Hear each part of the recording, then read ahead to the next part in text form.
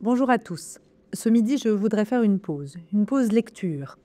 Connaissez-vous Guillaume Erner? Il est journaliste, travaille sur France Culture. Chaque matin, Guillaume Erner invite des artistes, des hommes politiques, des intellectuels. Et chaque matin, Guillaume Erner tente de décrypter l'actualité avec recul, sagesse et, plus important que tout, discernement. Alors, quand il sort un livre, on y est attentif. On l'achète et on le lit. Le livre commence de manière très autobiographique. Judéobsession, c'est son titre. Et l'auteur nous explique que l'obsession des Juifs est d'abord son obsession à lui. Lui qui dit « J'ai été élevé par des gens en deuil. Ils savaient que leur monde a été englouti, ils savaient comment, mais ils ne savaient pas pourquoi. » Aujourd'hui, le monde entier a rejoint Guillaume Erner dans son obsession.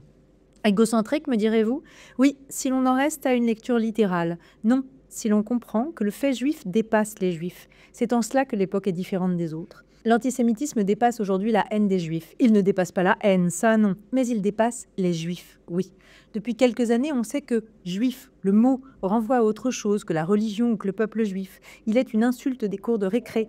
Les Gilets jaunes en voulaient aux Juifs. Retailleau est juif, lui aussi, dans son combat contre l'islamisme. Guillaume Erner nous dit que le 14 janvier, le rapporteur spécial de l'ONU déclarait même qu'il y avait un parallèle exact entre les feux de forêt à Los Angeles et ce qui se passait à Gaza. Guillaume Erner va donc chercher le pourquoi de l'antisémitisme, ou plutôt le pourquoi de la judéo-obsession. En interview au Figaro au sujet de son livre, il dit « Lorsqu'on colle le mécanisme du bouc émissaire à des faits d'antisémitisme, on n'explique rien. Pour le dire comme Wittgenstein, on remplace quelque chose d'inexpliqué par quelque chose d'inexplicable. Expliquer que les Juifs sont victimes du mécanisme du bouc émissaire revient soit à énoncer quelque chose d'évident, c'est-à-dire dire que les Juifs persécutés sont des Juifs innocents, ce dont, à moins d'être antisémite, chacun est persuadé, soit à ne pas expliquer pourquoi ce sont justement les Juifs qui sont victimes de ces persécutions. Plus loin, Guillaume Erner explique « Dans les mails d'insultes que je reçois, avant, on me traitait de juif, ensuite de sioniste et maintenant de journaliste génocidaire. La seule issue pour les juifs est donc, selon lui, soit la dilution de leur identité juive, soit le départ en Israël. Voilà la mécanique enclenchée. Je ne connais pas un juif qui ne se soit pas dit un jour « on se lève et on se casse ». Alors quand j'avais lu quelque chose de similaire sous la plume de Houellebecq dans Soumission, qui faisait dire à la petite amie non juive du personnage « Toi, tu sais où aller, tu as Israël », je m'étais dit « Waouh, c'est fort, c'est faux, mais c'est fort ». Et tout de suite après, je m'étais aussi dit « Je n'aimerais pas que cela devienne juste ». Judéo-obsession traite parfaitement de son sujet, et ce faisant, il ne voit pas toujours que des non-juifs sont aussi juifs que les juifs aujourd'hui, en tout cas aux yeux des antisémites. Et finalement, cela revient au même. Nous sommes dans un monde où les Juifs ne doivent pas se satisfaire de se sentir isolés. Ils doivent au contraire comprendre que nombre de Français non-juifs se sentent concernés eux aussi par cette haine. Par ailleurs, une des analyses du journaliste me semble aussi à discuter.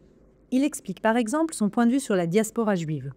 Selon lui, la diaspora juive ne serait déjà plus qu'une diaspora américaine. Les autres communautés seraient résiduelles.